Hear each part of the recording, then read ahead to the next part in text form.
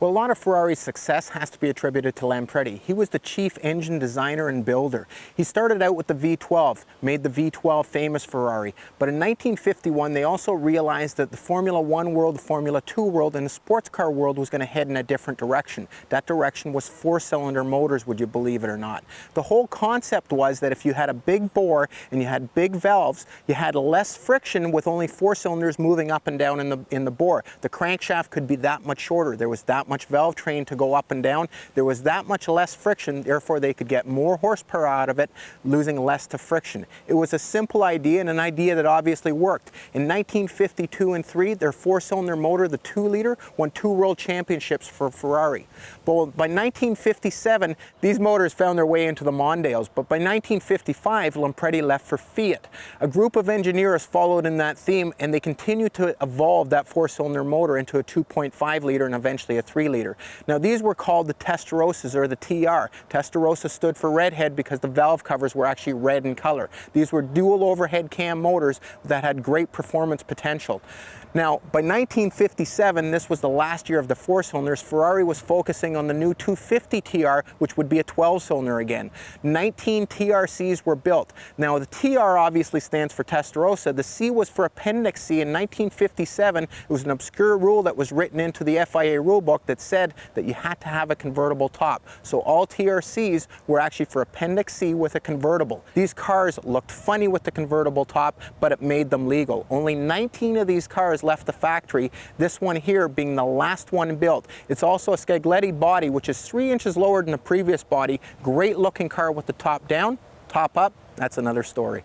Well, the big four-cylinder, it was basically a 2-liter motor. It came with double overhead camshafts with roller cap and followers operating directly on an inclined valve. The valve springs were a hairpin style valve.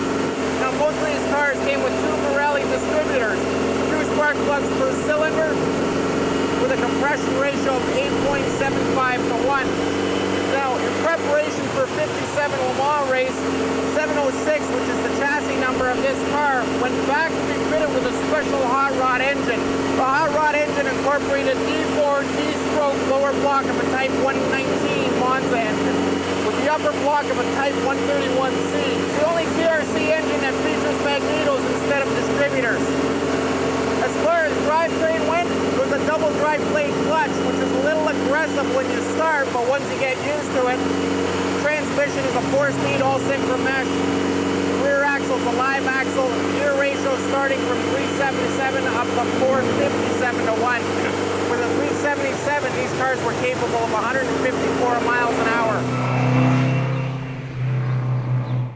By the time 706 was finished its racing career at the end of '59, it had become the most successful TRC in history. It had recorded 11 wins and 3 championships on 2 continents. It had been raced in some of the best-known circuits around the world, and this car here today has been completely restored as well. Now, the restoration on this car was performed by RM. Part of the interior is still original, and it has some great patina. The wheels, same sort of deal. The paint, beautifully done. The body fit and finish, very, very nice. Under the hood, again, it has that original feel with some patina. This car is going to go on races like the Colorado Grand. It's going to go on many tours, and it's an exceptional, if you want to call it, patinaed restoration. Car like this, with only 19 of these built, being the last 4-cylinder Ferrari ever built, these cars here are worth somewhere between $1.3 and $1.5 million. Now, it sounds expensive, but if you consider its 12-cylinder cousin, the 250 TR, they're now $8 million.